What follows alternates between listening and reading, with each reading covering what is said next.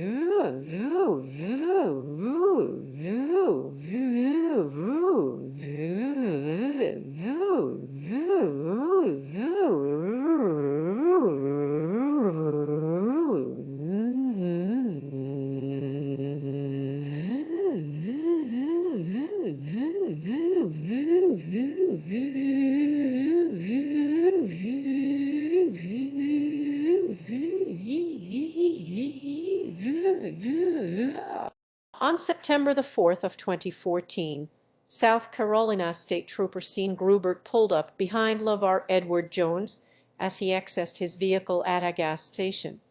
Grubert asked Jones to get his license and registration, and when Jones reached for them, Grubert panicked and pulled his gun and fired several times, hitting Jones in the hip.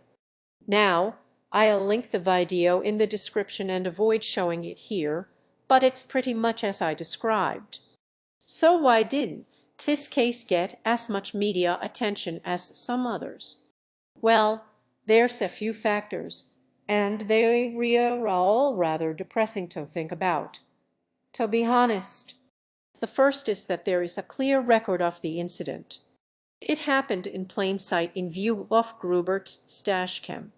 The second is that the person who was shot survived and could thus later argue their case. And the third is that Grubert was very quickly fired, arrested, and charged with felony assault and battery. So there's very little to argue about this case. It's clear-cut. The person who was shot was entirely innocent. The police officer was clearly in the wrong, and that's the end of that. You know, there's no excuse for that one. And that's the important thing here. There not being an excuse or a justification. But let's imagine an alternate version of the shooting of LeVar Edward Jones. What if the gunshot had been fatal and the person who was shot wasn't around to tell his side of the story? And what if the dash cam had been angled slightly differently or didn't pick up the incident? Or, alternatively, what if the dash cam footage had been not so mysteriously lost? Oh, well, then the officer in this imaginary case could have then said anything he liked to justify the shooting. He looked dangerous. He said he was gonna kill Lay. He grabbed for me gun, whatever, and there's the justification. Now we see that blame is always individualized in these sorts of incidents. The black person who was shot or killed is always considered at fault up until it's an obvious and unavoidable fact that they were innocent. Now, completely absent from this framework are societal factors or racial biases or any sort of wider consideration of trends. Only one person can be at fault. It's either the person who was shot or the person who did the shooting, and that's the end of that. And so we come to the point of my video. This video is aimed at people who might subconsciously even reach for the easy excuse to justify these kinds of incidents. Now, I don't think these people are capital racists necessarily, just that they might be harboring some biases that can be exposed with a little effort and a bit of deeper thinking about the topic. And we're gonna examine one case in particular, the shooting of Trayvon Martin.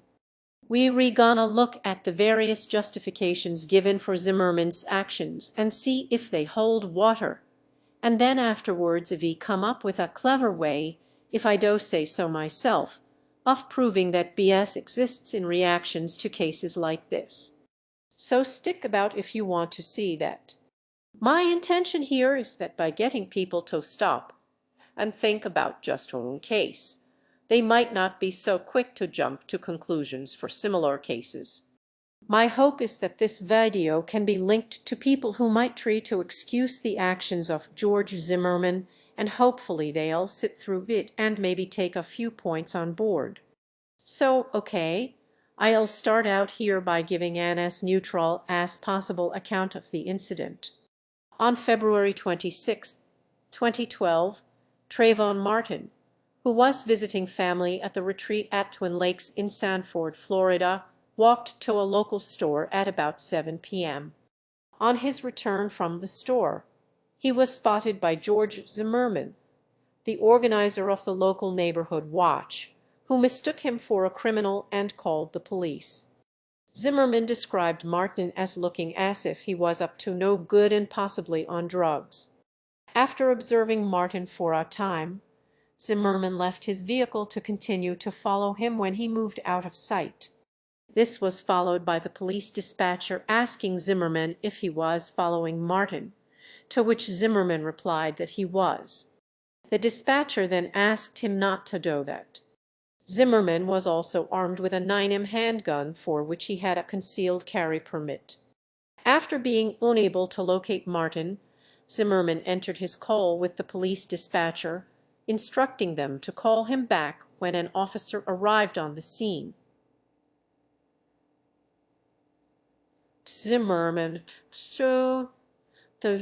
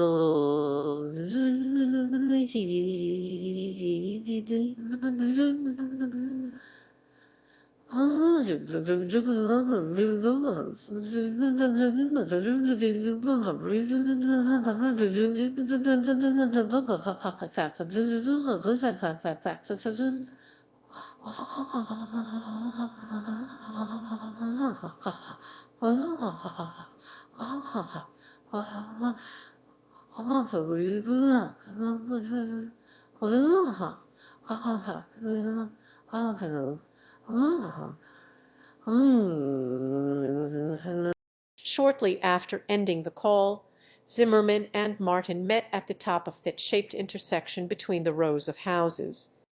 A physical altercation ensued during which Zimmerman received a nosebleed and some light abrasive wounds to the back of his head, and Trayvon Martin was shot fatally in the chest. Police arrived on the scene shortly thereafter.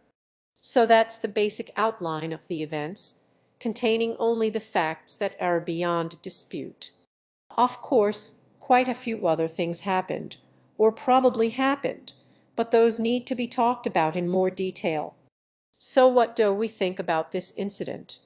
Well, let me start by saying that I agree with Zimmerman being found not guilty at trial. Now, that is not because I do not believe him to be at fault, because he was. He definitely was. But I believe he was overcharged. Zimmerman was charged with second-degree murder, which requires the prosecution to prove beyond the reasonable doubt that Zimmerman intended to kill Trayvon Martin. And without an eyewitness to the start of the physical altercation, as we'll see, that is impossible to prove in court. The start of the altercation is what is important here. You see, the first justification for the shooting of Trayvon Martin is that he injured Zimmerman, and therefore Zimmerman could have reasonably feared for his life and thus was in the clear to defend himself. Now, the problem with this argument is that that same justification for Zimmerman's actions also works in reverse. Trayvon Martin was also injured. Much worse than Zimmerman, he was fatally injured, and therefore, by the same logic, he was legally in the clear to kill Zimmerman in self-defense as well. So we're in a weird legal limbo here. It certainly can't be the case that two people are just legally allowed to fight to the death because they both fear for their own lives. So what matters here is who initiated the physical altercation. Without knowing that Zimmerman's injuries could have been inflicted by Trayvon Martin acting legally in self-defense. And a lot of people who were outraged by this case probably thought with some justification that a stranger following you at night and chasing you down a dark alley was itself enough to justify defending yourself physically. As for actual hard courtroom evidence, though we have relatively little to go on. We have Zimmerman's account of the incident, told through his written statement, his interviews with the police, and a recorded walkthrough of the event conducted the following day. But that is obviously not reliable by itself for what I hope are obvious reasons. Also, Zimmerman provably lies at several times during his recounting of the incident, which we'll get to shortly. So without a witness to or recording of Zimmerman starting the fight, and with no other indication that Zimmerman actually wanted to kill Martin, there is really enough here for a murder conviction. What you can prove is that Zimmerman was in the wrong at several points. He was incorrect in his profiling of Martin as a criminal. He was incorrect to leave his vehicle to pursue Martin. He had several times acted recklessly and idiotically, but that doesn't prove he actually wanted to murder Trayvon Martin. And indeed, if we read the Sanford Police Department's report after they eventually decided to recommend charging Zimmerman with something, they said there is probable cause for charging Zimmerman with manslaughter, stating the encounter between George Zimmerman and Trayvon Martin was ultimately avoidable by Zimmerman if he had remained in his vehicle and awaited the arrival of law enforcement, or conversely, if he'd identified himself to Martin as a concerned citizen and initiated dialogue. This is an effort to dispel each party's concerns. There is no indication that Trayvon Martin was involved in any criminal activity at the time of the encounter.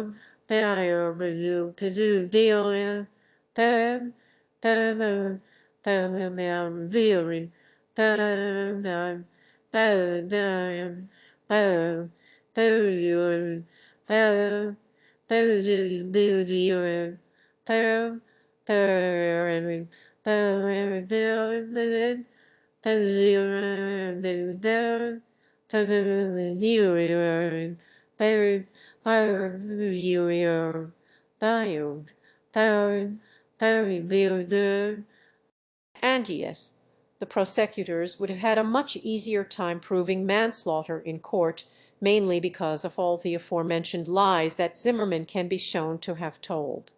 So let's talk about some of those and also examine another anti-Trayvon Martin argument, this one being that during the time Zimmerman was on the phone, Trayvon Martin had enough time to get home to safety. And people generally use this fact to suggest that since Trayvon Martin did not return home immediately, he was therefore looking to ambush or otherwise confront Zimmerman.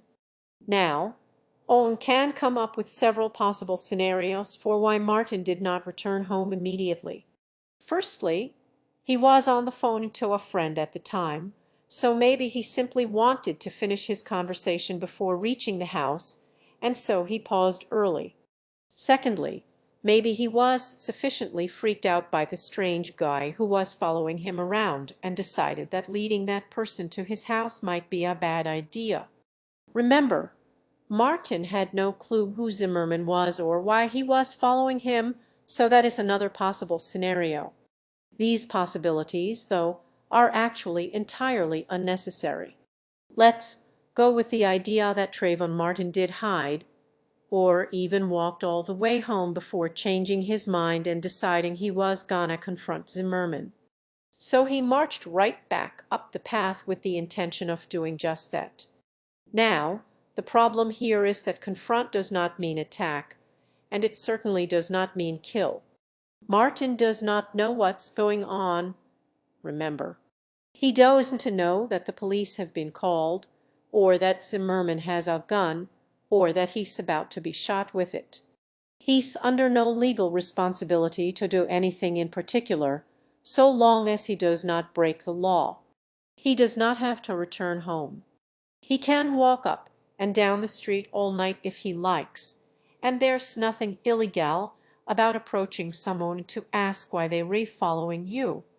Criticizing Martin for not returning home immediately is cynically placing the blame on him for not anticipating and avoiding his own killing. Even if Martin did double back to confront Zimmerman, that still tells us nothing about who initiated the physical confrontation. Secondly, here, this criticism of Martin's actions also applies equally, or even more so, to Zimmerman. The top of the intersection is much closer to where Zimmerman's truck was parked than where Trayvon Martin's house was, and Zimmerman had the exact same amount of time to get back to his truck if that's what he wished to do. If you were going to criticize Trayvon Martin for still being present when Zimmerman got off the phone, then you have to apply that criticism to Zimmerman also.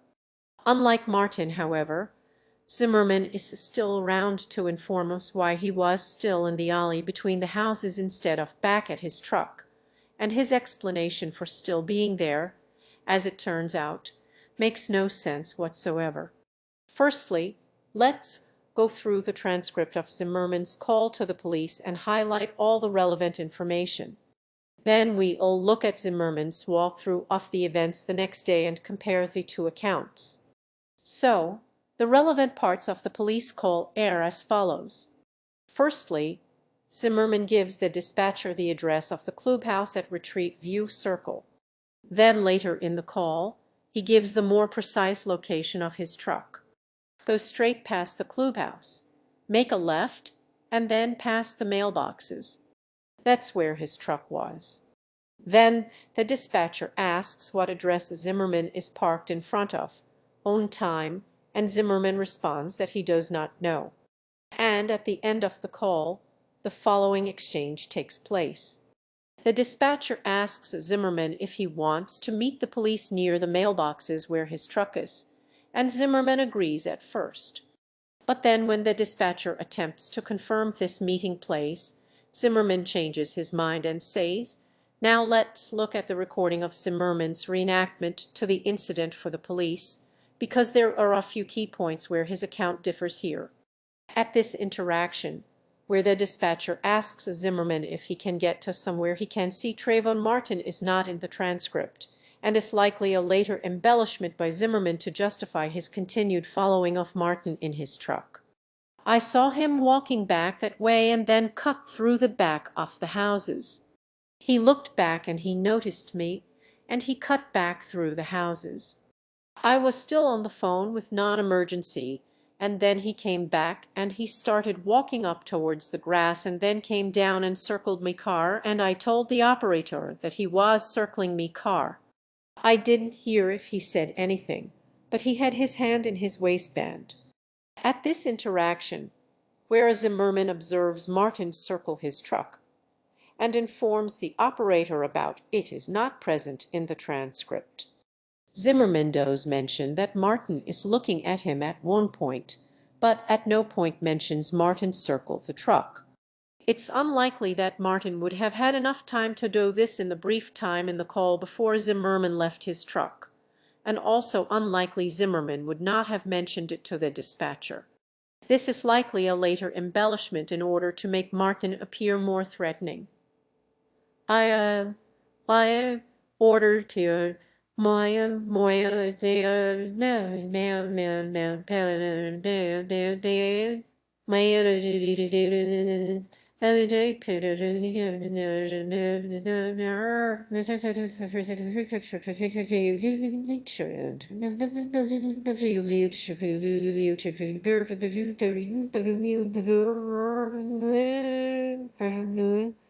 and I think I told the operator that, and they said, "Where are you?"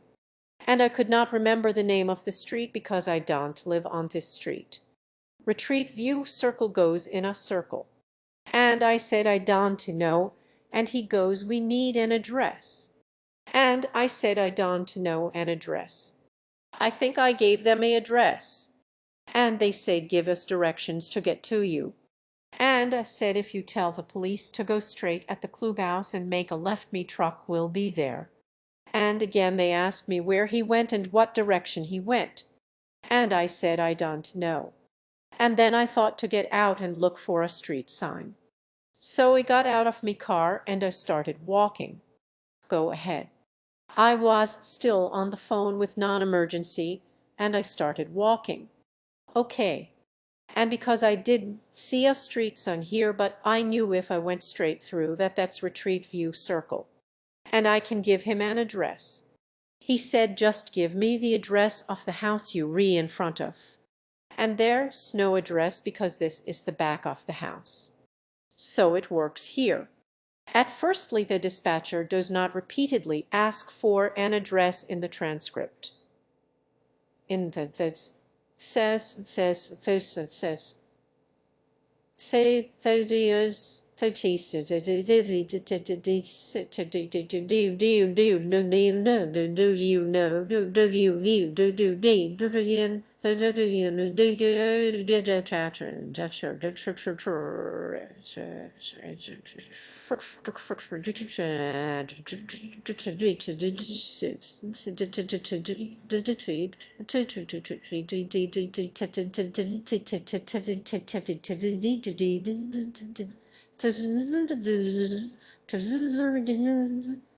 This is a fabrication by Zimmerman in order to create a pretext for him to leave the car. Secondly, his described actions here make no sense. I mean, we first expected to believe that a man who has lived in the neighborhood for several years and is the self-appointed head of the neighborhood watch can't remember what street he's on in a neighborhood with free streets. That seems rather unlikely to me, but whatever. Next up, Zimmerman is parked on Twin Trees Lane and claims he can't give an address because he's at the back of the houses. But as he's saying this, we can see behind him some houses which do face onto Twin Trees Lane.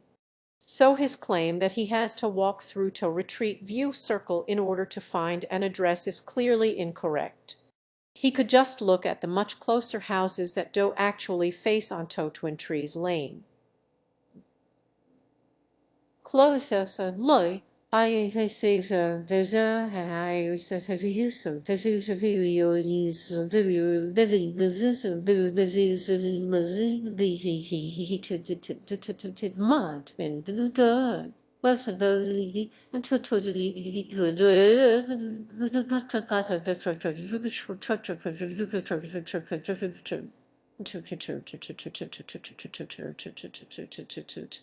So that's when I walked straight through here to get the address so that I could meet the police officer, and then they said, oh, I said he's not here. They said, do you still want him to come? And I said yes, and they said, where do you want him to come to?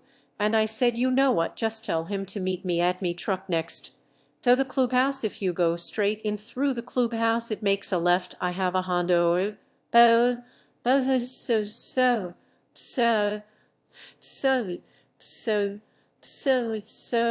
the, those, so, so,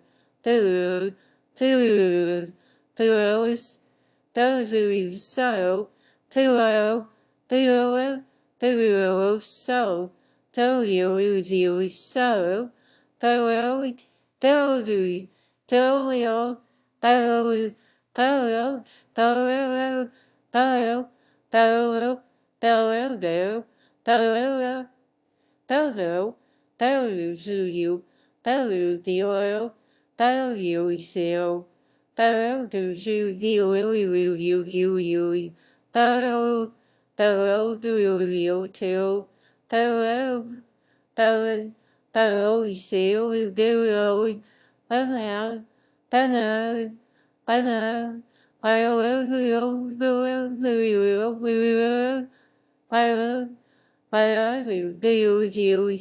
do you.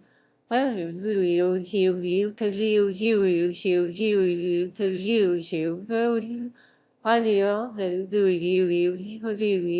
I don't know. I will do you, cause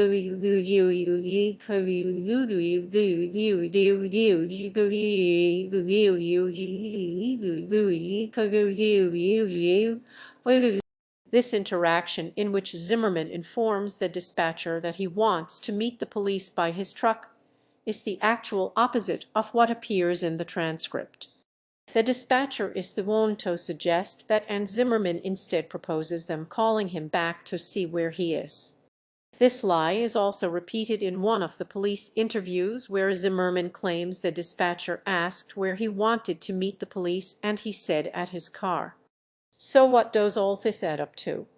Well, I think it's fairly clear that all this rubbish about needing to find an address is an obvious fabrication. The dispatcher already had an address they were directing police to, and at no point asked Zimmerman to go walking to find another one, and even if they had done that, there were much closer addresses available for Zimmerman to go and check, and even if Zimmerman had needed to walk through to Retreat View Circle, he lived on Retreat View Circle, and I simply refused to believe that he forgot the name of his own street and needed to go and physically look at a street sign to see where he was. Now the probable truth is simply that Zimmerman was still looking for Trayvon Martin, intending to be the hero and catch the bad guy because, quote, these assholes always get away. Now Zimmerman also tells several lies relating to the initial confrontation between him and Martin, and let's take a look at those. Firstly, there is a major discrepancy in Zimmerman's story about the location where he was knocked down by Martin. From his written statement he says, "As I headed back to me vehicle, the suspect emerged from the darkness and said, 'You got a problem?' I said, 'No.' The suspect said, 'You do now.' As I looked and tried to find my phone, so deal 911, the suspect punched me in the face. He fell backwards onto my back. The suspect got on top of him."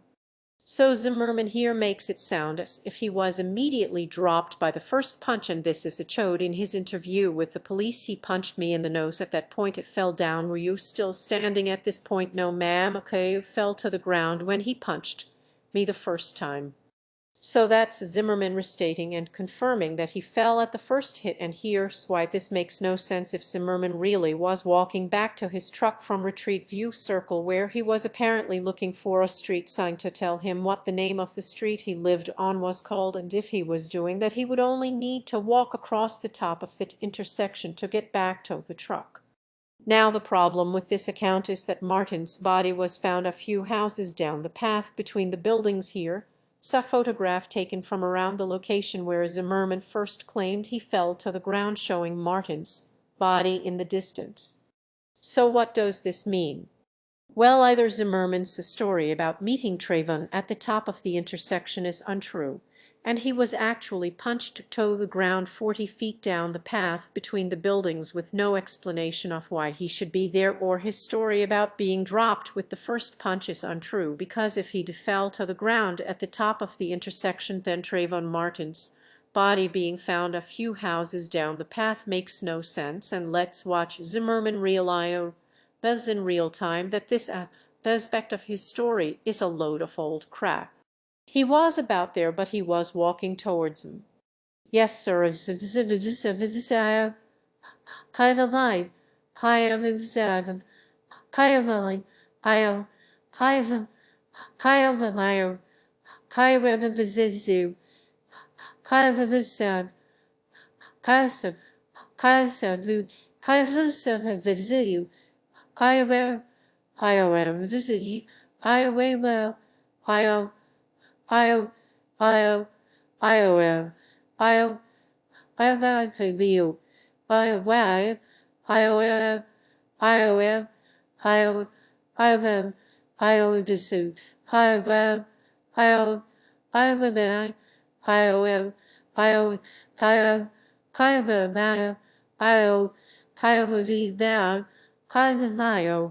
I am, I am, I am a lazy. I am with you now. How the I how we well. How well. How with you. How life. How the life. How life. How the life well. How you to you well. How the how you can see with you bio. How we how the life will. How do you do? How will the style? How do you bio? How there will style? How do you?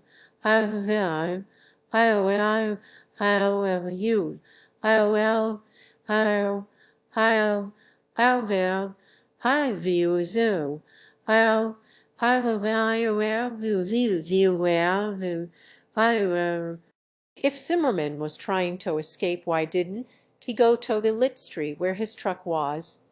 You know why instead moved further down the dark path towards Trayvon Martin's house incidentally. I don't know. It's a possibility, obviously, but the fact that Zimmerman neglected to mention this in his written statement and police interviews and made it sound as though he was knocked down immediately makes me doubt his story here. Zimmerman also undersells the distance down the path that he fell to the ground. He moves to about the location of this tree, but we can see from the image that Martin's body was actually found about another house length past the tree. Now, okay, it was dark and a traumatic experience, so we can't expect Zimmerman to be that accurate, but it is still worth pointing out that Zimmerman's account in this recorded walkthrough contradicts both his previous statements and the crime scene photographs. So why would Zimmerman lie here? He asked with mock sincerity. Well, obviously because he's trying to give himself the best possible justification for his actions. Zimmerman's account includes Martin being the first aggressor, which is very important, but also Martin explicitly telling Zimmerman that he was going to kill him and then reaching for Zimmerman's gun. And why not right? If you re the only witness to a shooting you committed, you may as well make it airtight. I'm surprised you didn't have Trayvon Martin say, I, Trayvon Martin, hereby pledge to kill you and will do so shortly. This therefore gives you the full legal justification to respond with lethal force in defense of your own life. I mean, you know why not. Now, the idea that Trayvon Martin would at first run away from Zimmerman and then see red and decide to double back and actually murder him strains belief somewhat. I don't believe Zimmerman chased down Martin intending to kill him in some racist rage, but nor do I believe that Trayvon Martin, while he was still on the phone to a friend mine, silently decided to double back and murder Zimmerman. So what do we think actually happened? Well, we admittedly moving into the realm of speculation here. I do have a theory of what was probably the most likely version of events, and I'll give that here for whatever good it's worth. So Zimmerman isn't looking for a street sign, obviously, and nor is he intending to be where his truck currently is, and we know that because of the end of Zimmerman's police call. So he's still poking about looking for Martin. He doesn't want this a shoal to get away. Then him and Martin meet on the intersection behind the houses. Zimmerman's friend, who he was still on the phone with, testified in court that at this point Martin stated Zimmerman was still following him. So that backs up this theory of what Zimmerman was up to. So let's get into Zimmerman's mindset here.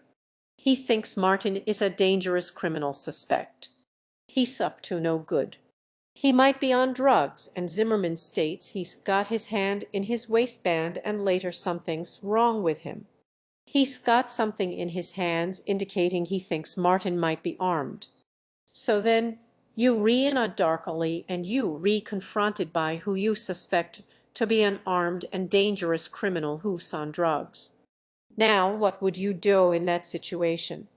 Well, Zimmerman claims he reached for his phone to dial 911. Now, I don't buy this at all. You know.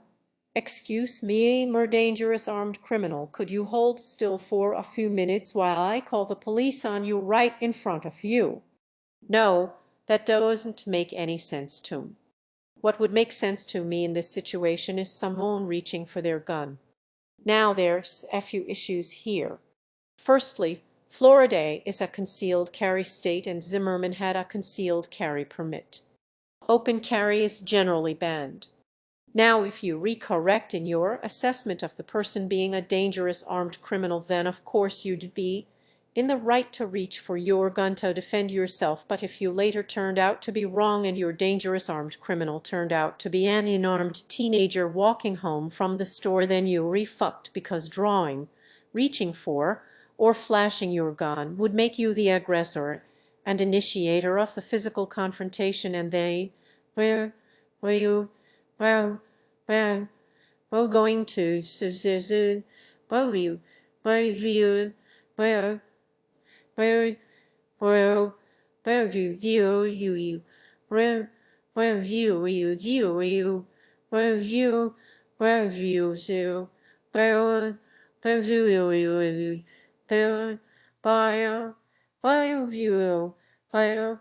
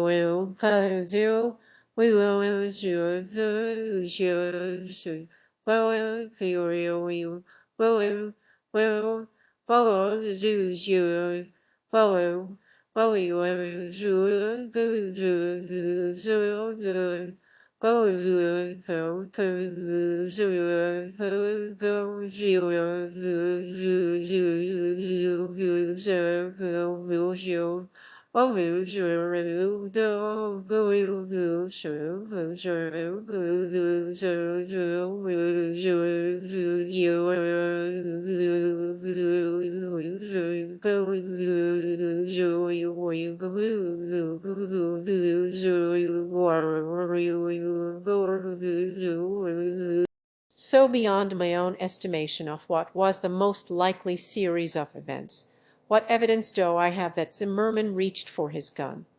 Well, nothing that would stand up in court admittedly, but there is something else that leads me to believe that is what happened. Nothing that was said when when when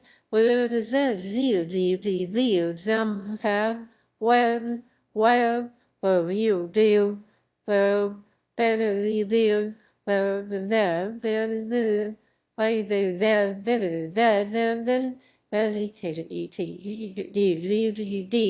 why there meditated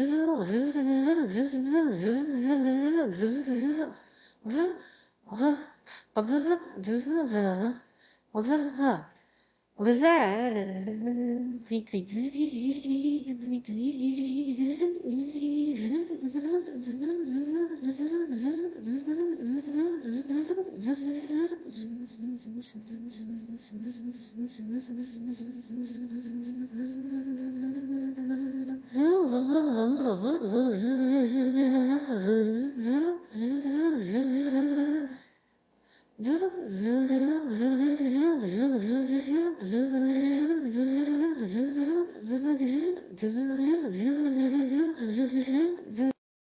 from, but he was about where you were, and I said I don't have a problem, and I went to go grabbing me cell phone, but me I left it in a different pocket, and I went to look down in my hand pocket, and he said you got a problem now, and then he was here and he punched me in the face. So Zimmerman here indicates that he tried to find his phone to call 911, but he had moved his phone into a different pocket and looks down to his right side to indicate that's where he reached for it, and this is significant because this is also the area of his body where his gun was. But that's when me jacket moved up.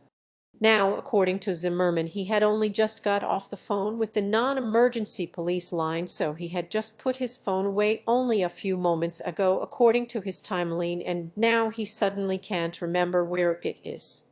So Zimmerman, when confronted by who he thinks is a dangerous armed criminal in a dark alley, coincidentally reaches to check for his phone in the right side pocket where his gun happens to be. I don't know. It is possible, but it's awfully convenient, and now you might be thinking, why would Zimmerman bother to lie about this? He's the only living witness to the start of the fight, so he can make up whatever story he likes, and the answer there is that Zimmerman at this point knew there was a witness to the incident, but didn't have any indication how much of the event they had actually been witnessed to. From Zimmerman's interview with the police on the night of the shooting, he says then somebody comes out and I could see. There was a flashlight in my head, so he asked if it was a police officer. And he said no, it was a witness, but he was calling the police, and I said the police are on their way. So present in Zimmerman's mind during the police walkthrough is the existence of a witness who could have possibly seen any part of the event, which means he needs to account for his actions, including that of reaching for his gun. So that's why his phone goes missing only seconds after he put it away, and why he not so coincidentally reaches to that area of his body right before Martin hits him. So actually Zimmerman, faced with what he incorrectly thought was a dangerous criminal, reached for his gun, and Trayvon Martin chased down an alley by a stranger who then reached for his gun, defended himself. Is that what happened? Well, probably we can't know for sure. There was actually no witness to the start of the fight, no footage, and that series of events, while likely, wouldn't stand up in court. I haven't proved anything there, and that's because it's impossible to prove. Zimmerman should never have been charged with something that it was impossible to prove in court, and I'd like to highlight something here in conclusion to this section. I just talked about the Trayvon Martin case without once descending into the ridiculous character assassinations that were rampant in the American media during the trial. Trayvon Martin smoked weed, you know, the drug that notoriously makes people really angry and confrontational. Trayvon Martin posted a photograph of a gun on social media. That's apparently more of an indication of violent tendencies than owning, carrying, and actually shooting someone with a gun. Now this is the other tactic for justifying Zimmerman's actions, saying Trayvon was obviously a bad guy since he did acts or he common teenage activity, and that's just disgusting and shameful behavior, to be honest. Until the legal punishment for skipping school or smoking weed or whatever is the death penalty, people can stuff those sorts of justifications right up their back holes. So anyway, what I hope I have proved during that little analysis of the Trayvon Martin case is that there is no avenue whatsoever for laying blame upon Trayvon Martin, and again, in summary, any injury Zimmerman sustained could have been perfectly legally inflicted. Unless you have evidence that Trayvon Martin started the fight, Zimmerman's injuries are no justification. Trayvon Martin still being between the houses and not returning home is also no justification. Zimmerman also had no reason to be there, and even if Martin did confront Zimmerman, that doesn't prove who initiated the physical confrontation, which is the important thing. There is nothing you can accuse Martin of that is not also true of Zimmerman, and so the most pro-Zimmerman position I will accept as legitimate here is one of complete neutrality. The only logical explanation I have for explaining why people would actually openly justify Zimmerman's actions is because they are racially biased, whether consciously or not. Absolutely none of the evidence implicates Martin as doing anything illegal at any point other than the testimony of a man who has an enormous incentive to lie and thus whose account cannot be trusted. If you favor Zimmerman's account of the incident, you are by process of elimination either a fool or racially biased. Now, we stated earlier that I could prove that a racial bias exists in the response to cases like this, and so let's take a look at that. And for this last section of the video, we need to know about the shooting of Lavoy Finicum. So on January 2, 2016, an armed group led by Ammon Bundy of the 2014 Bundy standoff seized and occupied the National Wildlife Refuge in Harney County in Oregon. They did this for some stupid reason, whatever, it doesn't matter. On January 26, two trucks carrying Ammon Bundy, Lavoy Finicum, and others left the refuge to travel to a meeting in an adjacent county, and the FBI used this opportunity to intercept the trucks and arrest the group. One truck stopped, but the other, of which Lavoy Finicum was the driver, led the police on a high-speed chase, with Lavoy Finicum shouting that the only way the police could stop him was to shoot him. A mile down the road, Finicum's truck encountered an FBI roadblock where he crashed, left the truck armed with a gun, and approached police, who fatally shot him. Now, whatever you think about the legitimacy of the police shooting of Lavoy Finicum, the facts are that he was involved in an armed takeover and occupation of a government building, led the police on a high-speed chase, told the police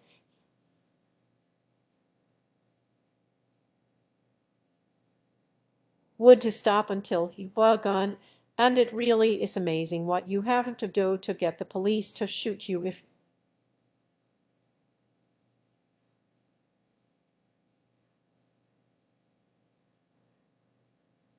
clear here real well, crown well, the new whale, the fire, the wheel, why, will, the well, the new, I'll, I'll do you will, I will, I will do you, I will, I'll, I will well, I will do, I will do, I will do well, I will, I will do well, I will do the will, the well, I will do the will, I will, I will, I will, I will you, I will you well, I will. Father, we will be you bow. Father, we will be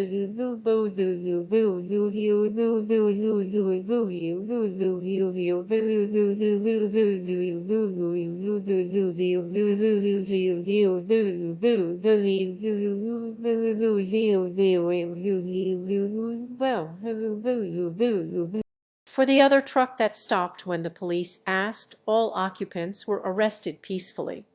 Lavoy Finicum did not have toady, and it was clearly his own actions that brought about his shooting. So why am I telling you about this incident? Well, it serves as a very useful comparison to the shootings of various young black men, including Trayvon Martin, because thanks to the permanent record of the internet, it means that I get to do this.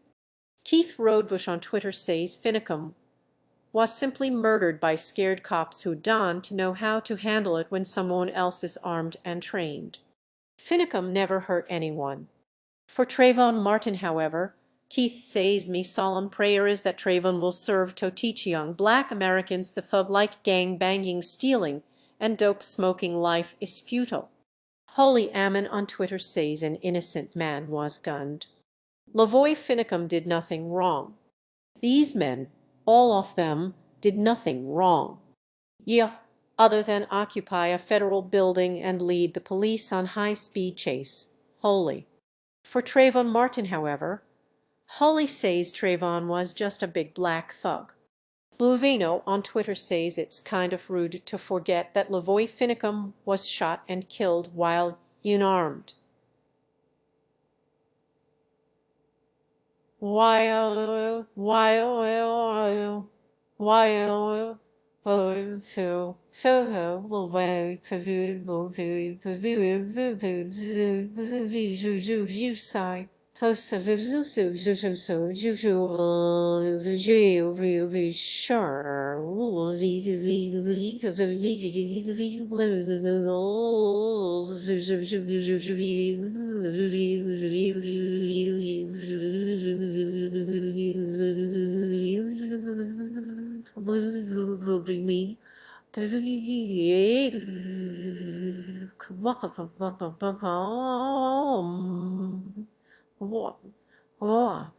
In actuality, it's kind of rude to forget that he was really armed with a gun. Bluvino. Anyway, for Trayvon Martin, Bluvino says the death was Trayvon's fault for attacking. Trayvon had no right to attack. Trayvon initiated violence. Wayfukari says on confirmed dead Lavoy Finicum hold these people accountable.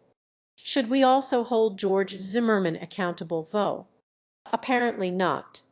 The hero George Zimmerman is going to donate money from his gun auction to fight the Black Lives Matter terrorists. What a great man. Ginger Merritt on Twitter says Lavoy Finicum was murdered in cold blood and then quotes a Bible passage. For Trayvon Martin, however, she says God protected someone Trayvon Martin would have assaulted. So God works in mysterious and apparently racially biased ways, it seems. Claire Dieng claims Lavoy Finicum was murdered in the first degree but elsewhere states Trayvon Martin was a black thug. And it goes on, you get the point. And you can compare the shooting of the armed Lavoy Finicum to other shootings of unarmed black people, as it turns out. At Radical Ru on Twitter says Lavoy Finicum was murdered in the first degree, but for the case of Tamir Rice, The 12-year-old shot by police while playing in a park. They say some idiot pulled a fake gun on a cop and got shot. What did he think would happen? Radical Rudoism. Other asking what Lavoy Finicum thought would happen when he ran a police roadblock. However, there can be no explanation for this obvious contradiction in reactions except for racial BS. When an armed white criminal is considered less dangerous than an unarmed black teenager, what other explanation could there possibly be? So don to be like these people is me point. Don to go for the easy excuse. Put some thought into your opinions and also consider why you hold those opinions that you do. Now, I intentionally called George Zimmerman white in the first minute of this video, and I did that for a reason. One point that was repeated constantly during the trial was that Zimmerman was not white. He's Hispanic, and therefore this isn't a white-black race thing, you know, which is pretty racist in itself, to be honest, but I called Zimmerman white because that is what he himself identifies as. He says he's white in the police interviews because, of course, Hispanic isn't a skin color. You can have white Hispanic people and black Hispanic people and whatever else. Claiming Zimmerman to be Hispanic, not white, portrays an ignorance both of the facts of the case and of the relevant racial terminology. So I called Zimmerman white early on deliberately to trip up any YouTube commenters who don't listen to arguments and don't watch the whole video. So anyone who comments Zimmerman was actually Hispanic, haha, you re wrong beneath this video. I am here preemptively shaming you. Thanks a lot for watching, everyone. Another day, another depressing video. I apologize. I have one about the British Empire in the works. I am sure that's not going to be too cheery either. Maybe eventually I'll run out of darker topics and we can talk about something pleasant for a change. Wouldn't that be nice? Thanks as always to all me patrons scrolling by right now who enable me to keep making videos like this one. So if you want more videos like this, consider sending me a dollar yourself. And also maybe check out the other creators that are by places by Pios, Buzzerson, Pio, all the view, Pio, Pio, view, Pio, Pio, Leo, Pio, Pio, Pio, issues, Pio, Pio, Pio, Pio, Pio, Pio, Pio, view, Pio, Pio, Pio, Pio, View, view, show, view, view, wide, way, world, view, memorial, bow, follow, view, bow, parallel, bow, song, fire, file, file, views, I view, you, choose, view, file, Bio, you go. Bio, you,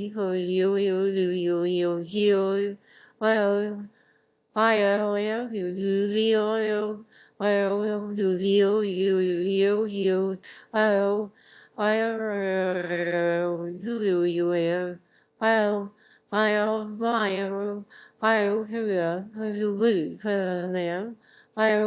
well,